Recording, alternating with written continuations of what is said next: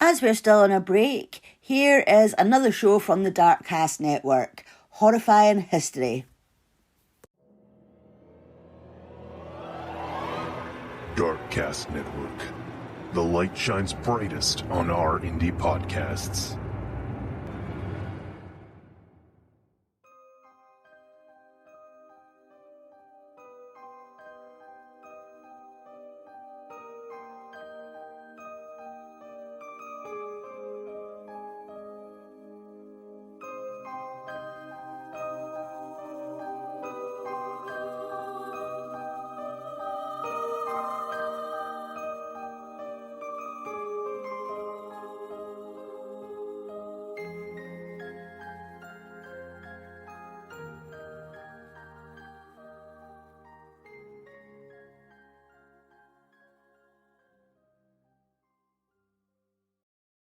My name is Brenda, and welcome to Horrifying History, where you will hear about the unexplained, paranormal, and supernatural happenings that have stained the pages of history.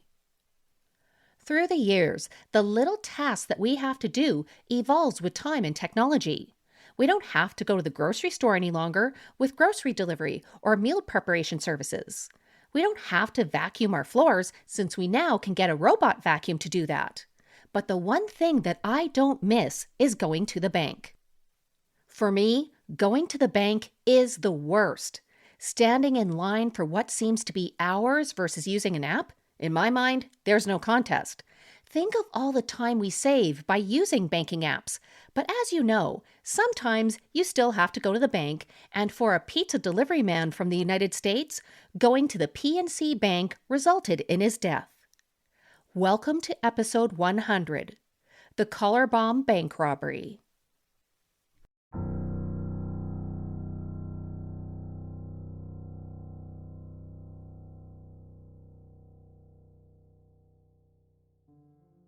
Brian Douglas Wells was born on November 15, 1958 in Warren, Pennsylvania, in the United States.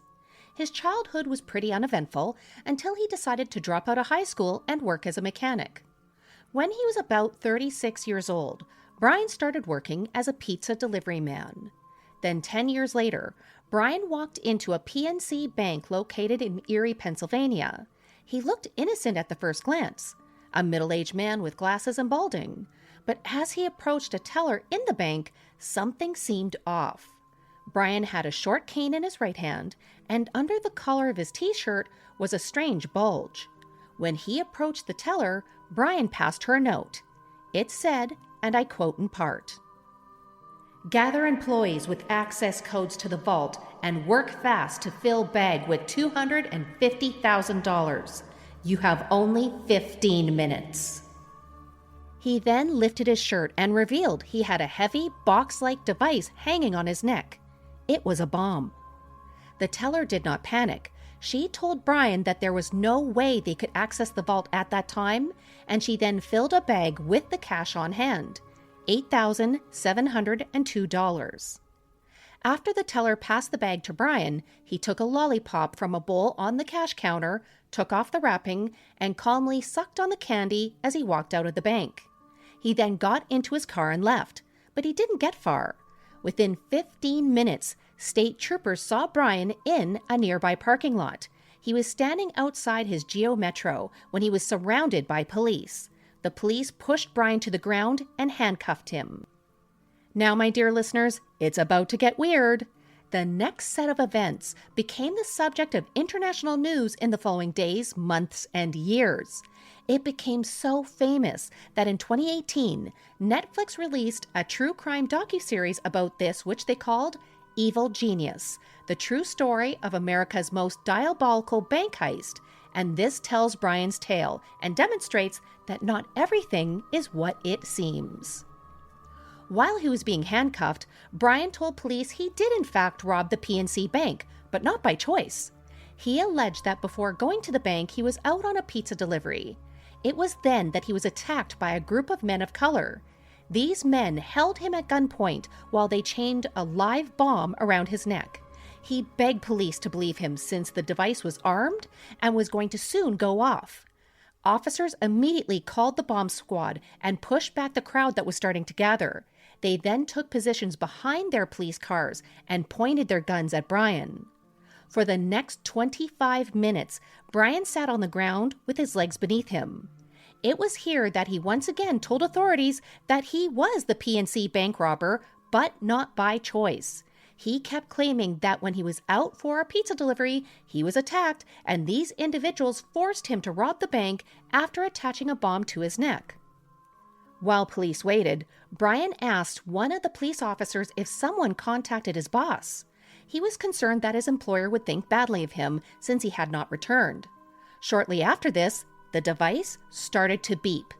The beeping sounds got faster and faster as Brian fidgeted, and then suddenly the beeping stopped. The device detonated, and the blast threw Brian violently on his back. The explosion ripped a 5-inch or 12.7 centimeter long tear in his chest. He only took a couple of ragged breaths before he died at 3:18 p.m. The bomb squad arrived to the site 3 minutes later. The police immediately started their investigation. In Brian's car, they found a 2-foot-long cane, which in actuality was a brilliantly crafted homemade gun. The bomb that killed Brian was also quite ingenious. It was also handmade, and it was a hinged collar that worked like a large handcuff to go around a person's neck. There was 4 keyholes that went underneath the wearer's chin, and here sat a 3-digit combination lock. At this location, there was also an iron box that contained 2 6-inch or 15.2 centimeter long pipe bombs that were attached to 2 different kitchen timers. The bombs were loaded with double-base smokeless powder. There were multiple decoys to throw off anyone who would attempt to disarm the weapon. These included wires running through the device that led to nowhere, a toy cell phone, and stickers that bore deceptive warnings. An additional electronic countdown timer hung by the locking mechanism, and it sat on the victim's chest. Authorities were able to tell that this device was built using professional tools, and it was a puzzle all on its own. Police quickly discovered that Brian was working his job as a pizza delivery man for Mamma Mia's Pizzeria on the day of his death. Just after 1:30 p.m., the business received a call from a payphone that was at a nearby gas station. The owners could not understand what the customer on the line was saying, so he passed the phone to Brian. Brian said that the customer wanted 2 small pepperoni and sausage pizzas to be delivered to 8631 Peach Street. This address was only a short distance from the pizzeria, and it was the location of a transmitting tower for a local TV station. It was located at the end of a dirt road. So how did a random pizza delivery turn into a bank robbery and murder? That is where the notes came in. Inside Brian's car, police discovered handwritten notes that were addressed to the bomb hostage. The 9 pages of instructions told the hostage that they had to rob the PNC Bank of $250,000 and then follow the attached directions that were almost like a morbid treasure hunt. The instructions came with strict timings and complex instructions to find various keys and combination codes hidden throughout the town. They had drawings, detailed maps, and made a lot of threats. If Brian did what he was told, he would find the keys and the combination code needed to free him from the bomb. If he didn't follow directions, or if he could not find the keys or code, he would die. As the instructions said, and I quote in part, "There is only one way you can survive, and that is to cooperate completely. This powerful booby trap bomb can be removed only by following our instructions. Act now, think later, or you will die." The instructions told that Brian was to quietly enter the PNC Bank on Peach Street and give the teller a note that was provided by those behind this act. The note demanded $250,000, and according to the instructions, Brian was to use the gun in the cane to threaten those who tried to run or who would not comply. The note given to the teller said that Brian had a bomb and it would explode in 15 minutes if the full amount was not given to him during that time frame. Now, as we mentioned earlier in this tale, the teller could not access the vault and only gave Brian $8,702. But witnesses told police that Brian looked far from being panicked in any way. As we said before, he took a lollipop from the teller's counter and started to suck on it as he walked out of the bank. In fact, witnesses said that Brian looked very confident as he walked out. He was swinging his cane gun and the bag of money like he had no care in the world. So right after Brian's death, police decided to try to complete this terrifying treasure hunt themselves to try to find clues in what happened.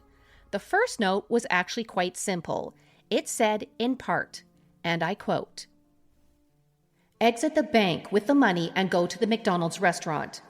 Get out of the car and go to the small sign reading, drive-through, open 24 hours in the flower bed. By the sign, there's a rock with a note taped to the bottom. It has your next instructions." Police were able to confirm that Brian drove straight to the McDonald's after he left the bank. He picked up a 2-page note from the flower bed, and this directed him to a wooded area several miles away. It was there that Brian would find a container with orange tape, and this would hold the next set of instructions. But Brian, he never got to that container. He was caught by police before this could happen. Police continued with their search and found the container that was covered with orange tape. In that container was another note, and this one sent them 2 miles or 3.2 kilometers south to a small road sign where they would find the next set of instructions in a jar in the woods nearby. Police found the jar, but it was empty. This is when the police came to the conclusion that whoever set up this deadly treasure hunt called it off when the police arrived, and that the only way that could have happened is if Brian and the police were being watched. The next strange thing about this crime was Brian's clothing. He was wearing 2 t-shirts at the time of his death, and the outer one had a large logo from the clothing company Guess. Brian was not wearing 2 shirts when he arrived at work that day, and his relatives said that the shirt in question didn't even belong to Brian. Police had to wonder, was this a way that the criminals behind this were taunting the police? As in, can you guess who actually is behind all of this? But that wasn't the only question that police had at this point. Why was Brian targeted? Why the elaborate treasure hunt? Why would they have Brian traveling all around town for clues in broad daylight where he could be easily seen? Why put the clues in public locations where they could be easily found by somebody else, or that the criminals may have been seen putting them in place? Soon, the word of what happened flew throughout the community and then through the country. Federal agents got involved, and they started hunting for clues to find out the identity of who now was being called by the press as the collar bomber. To try to answer some of the questions, authorities started looking into Brian himself. Brian was a loyal employee for the pizzeria for 10 years and only called in late one time when his cat died. Even though his shift was ending, he agreed to deliver the pizza order, and he left his place of employment about 2 p.m. The delivery location was only accessible by a dirt road, and it was in a wooded area just off Peach Street. When police searched this location, they found shoe prints that matched Brian's and tire tracks that matched the treads of his car, but this site offered no other clues on what may have happened when Brian tried to deliver the pizza.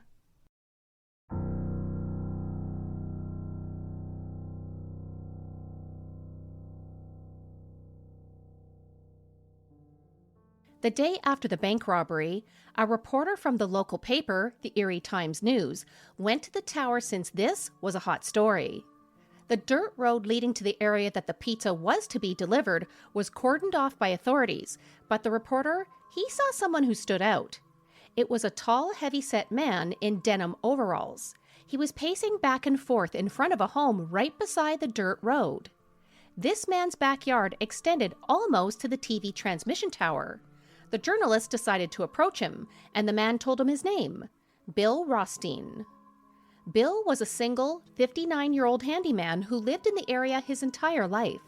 He was fluent in French, Hebrew, and spoke English in an eloquent manner.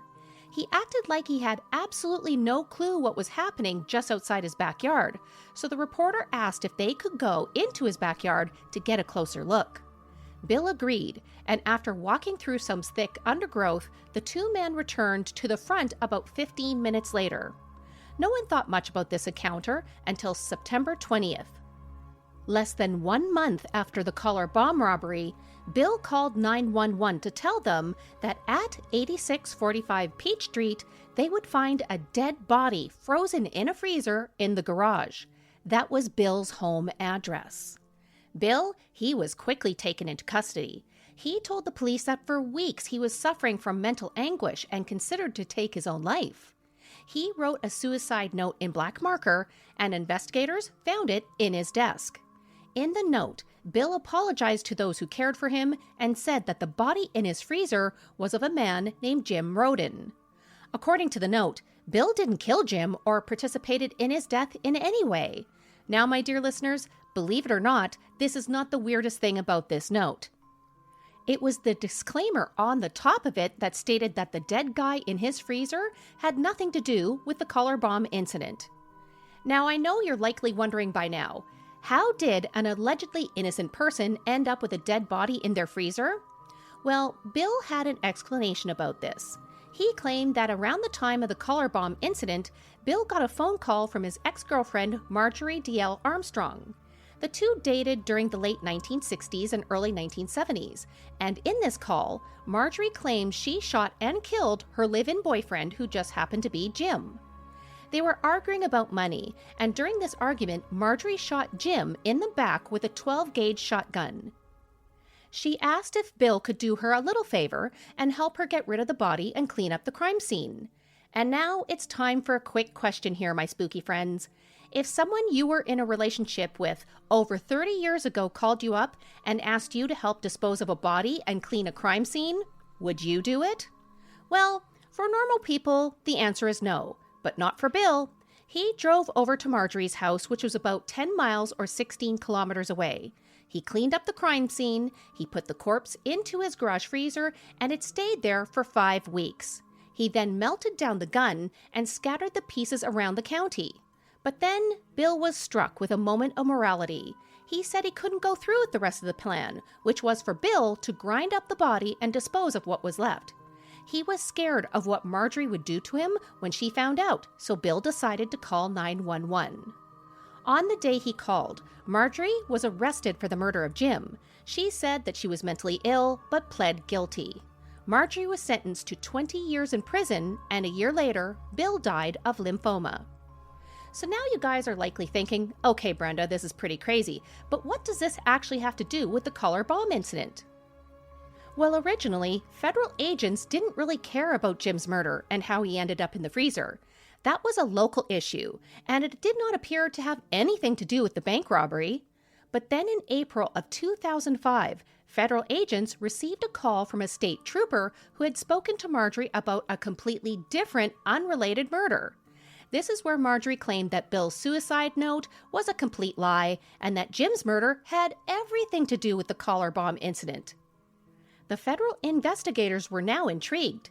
They went to see Marjorie to ask her about this, but now she wanted to cut a deal. She said that if she would be transferred to a minimum security prison that was close to Erie, she would sing like a canary. Now, if you all have the impression that Marjorie is quite the piece of work, you're correct. Before she went to prison for killing Jim, she was well known in Erie for her string of dead lovers. In 1984, she first came to the public's eye when she was charged for murdering her then-boyfriend, Robert Thomas. According to Marjorie, she shot Robert 6 times in self-defense. The jury believed her and acquitted her of all charges. Then 4 years later, her husband, Richard Armstrong, died. That death was ruled accidental, as it was deemed that Richard had a cerebral hemorrhage. But when Richard was brought to the hospital, he had a head injury. For some reason, the case was never forwarded to the coroner's office to be investigated. According to her former classmates, Marjorie was extremely intelligent. She had what people considered to be a highly advanced knowledge of literature, history, and law. But as she aged, her brilliance evolved. Court records tell us that she suffered from bipolar disorder, and she suffered from massive mood swings.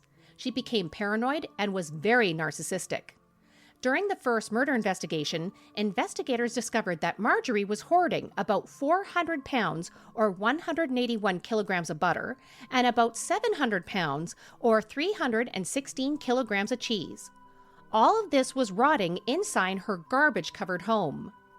Before her first trial, psychiatrists deemed that she was not mentally competent to stand trial 7 times before a judge decided that she was fit to stand trial for the death of Robert. And all of this combined made the federal authorities think that Marjorie did seem like the type that would devise the strange plan behind the bank robbery. Police thought that due to her narcissism, Marjorie would want to tell the entire world about her brilliant plan. When investigators started talking to her, that's what started to happen. Marjorie claimed that she was in no way involved with the color bomb incident, but she knew about it. She said it was she who supplied the kitchen timers used in the bomb, and she just happened to be near the bank during the robbery. She then claimed that Brian himself was in on it, along with Jim, who was the mastermind behind this entire thing. But investigators, they weren't buying it. They suspected that Marjorie was behind everything. Over the next few weeks, police met with 4 separate informants who claimed that Marjorie told them about the color bomb incident in detail. One said that Marjorie insisted that she was the one who killed Jim because he told her that he was going to the authorities.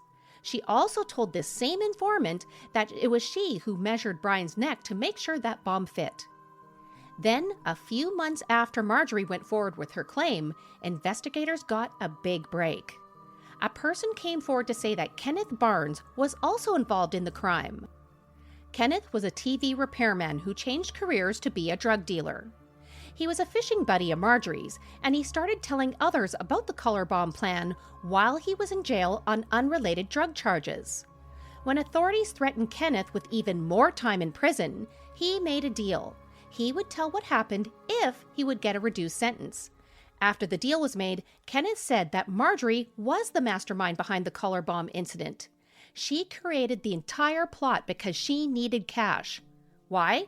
Well, she needed the money to pay Kenneth to murder her own father, who she believed that he was blowing through his fortune. She would not stand for him to spend her inheritance, and then came up with this plan to ensure that she had the money to pay for her father's murder. Allegedly, Marjorie's father cut off financial support to her decades earlier due to her consistent criminal behavior and failure to hold down a job. Even though Kenneth said he was kept in the dark concerning some pieces of this plan, investigators were able to corroborate what Kenneth said. With this information, police really needed to talk to Marjorie again, but this time her lawyer was present.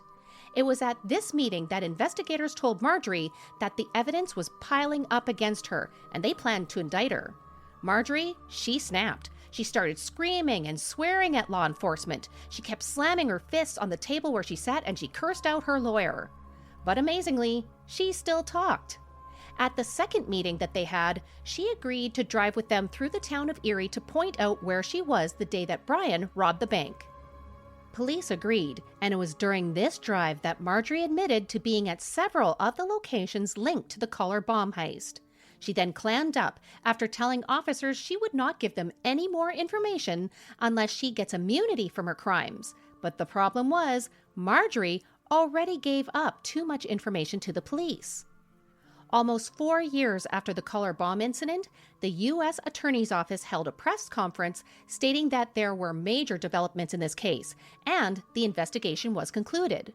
Marjorie and Kenneth were charged with carrying out what police said was Marjorie's evil plot. They further announced that they charged other conspirators with this, which included Bill and, believe it or not, Brian, who everyone thought was the victim.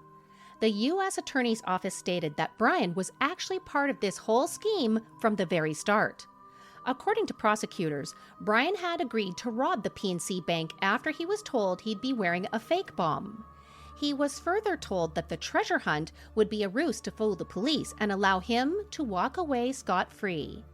If he was caught by the police, Brian was told that all he needed to do was show the police the bomb and the written instructions as proof that he was a victim and not a perpetrator. While Brian thought he was part of this plan, over time, his other co-conspirators double-crossed him. Instead of playing the role of a hostage, he actually became one. When Brian's family, who just happened to be at this press conference, heard this, they were shocked. In fact, one of Brian's sisters started screaming, "Liar! Liar!" as the press conference continued. Now, Brian's family weren't the only people out there that couldn't believe what they heard. Many people didn't think this made any sense. Why would Brian agree to play a role that he did? When did he actually realize he was double-crossed? Did he ever realize the danger he was actually in? How could Marjorie really have planned all this? These questions only became more prominent when a week later, the FBI announced the next piece of this bizarre puzzle. The treasure hunt itself was a hoax. That bomb that was around Brian's neck was rigged in a way that any attempt to take it off would result in the bomb exploding. Brian's death was no accident. The plan was for him to die all along. So what happened next? Well, Kenneth, he pled guilty to conspiracy and weapons charges concerning the color bomb incident in September of 2008. He was sentenced to 45 years in prison, but he agreed to testify against Marjorie in court in hopes that his sentence would be reduced. The thing was, Marjorie, she couldn't go on trial right away. After being assessed, a federal judge deemed that Marjorie was mentally unfit to stand trial. After Marjorie's mental health improved, it was deemed that she was able to stand trial, but then her health intervened again. Marjorie was diagnosed with glandular cancer, and proceedings were put on hold again. In August of 2010, the judge received Marjorie's physician's assessment on her health. She had between 3 and 7 years to live. Even so, the judge decided to move forward, and Marjorie's trial started on October 12, 2010. The trial itself was a bit of a soap opera. In the first few days, the prosecutor already built a strong case. He called those linked to this plot, and I quote, "twisted, intellectually bright, dysfunctional individuals who outsmarted themselves." He put on the stand 7 former inmates who Marjorie told them incriminating information about the crime. And then Kenneth was put on the stand. He told the whole story of what happened in the days leading up to Brian's death on August 28, 2003. He said it was Marjorie who devised this diabolical plan and convinced the others to help her carry it out. Brian was lured into the plot because he needed money. Why? Well, according to Kenneth, Brian had a relationship with a sex worker. He would purchase crack from Kenneth's dealer friends and then give the drug to the prostitute as payment for sex. In the weeks before the robbery, Brian started falling deeply into debt with those dealers, and he needed money, fast. When he heard about the plot, he knew that this would help pay the debt, and he quickly agreed to be part of it. It was only after Brian delivered the pizzas to the TV transmission tower that he realized his co-conspirators double-crossed him. He tried to run away when he realized the bomb was actually real, and the members of the group tackled him. They then held him at gunpoint and locked the bomb around his neck. And then came Marjorie's turn on the stand. Yes, my dear listeners, Marjorie's lawyer thought it was a great idea to put her on the stand, but in the end, it was a real bad one. For about 5.5 hours a day over 2 days, she used the stand as her own soapbox. She raged on those who were present, mocked her own lawyer, and belittled the prosecutor. She would burst out into tears and would scream on the top of her lungs. The judge, he kept on having to cut her off, but mostly she would just keep on ranting. Throughout all of this, she only mentioned Brian once. She said, and I quote again, "I never met Brian Wells. I never knew Brian Wells. Never. I became aware of him the day he died. I saw it on the news." On November 1st, 2010, Marjorie was convicted of armed bank robbery, conspiracy to commit armed bank robbery, and using a distractive device in a crime. She was sentenced to life in prison to be served consecutively with the sentence she currently was serving for the death of Jim, the guy in the freezer. She appealed this decision twice and lost. She also attempted to bring her case to the Supreme Court, who declined to hear her case. She died in prison in April of 2017. And just when you guys think that this insane story is done, it isn't. Remember the sex worker that Brian was paying in drugs? Well, in 2018, she admitted that she too was involved with this scheme. In the Netflix documentary called Evil Genius, Jessica Hoopsick admitted her role in all of this. She claimed that Kenneth Barnes had approached her and asked her to find a person who could be scared into robbing a bank. Jessica, she recommended Brian, who she claimed was a pushover.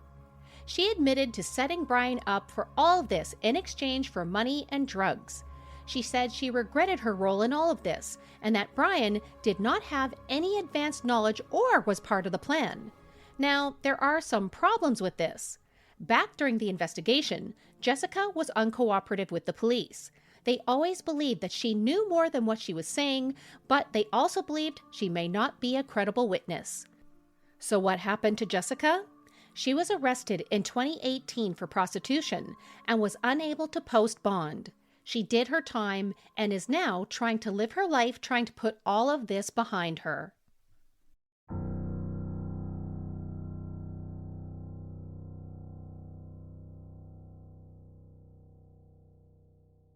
Thank you all for joining me for our latest episode of Horrifying History.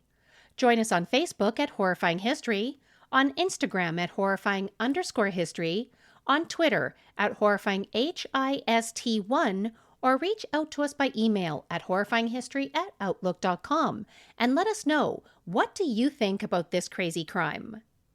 If you haven't done so yet, please remember to hit the subscribe button for our podcast, for when you do, not only do you let other people know about our show, but you download our next episode on its day of release. It's a great way not to miss our next episode, which was a listener request, The Radium Girls. If you would love to take home a piece of horrifying history, you really need to check out our store. You'll find some great items by going to redbubble.com and by searching for Horrifying History in their search box. And if you want to get a bunch of amazing perks like ad-free episodes, free merchandise, additional content, and much, much more, we are now on Patreon. Go to patreon.com/horrifyinghistory to sign up today. Thank you all for listening, and until next time.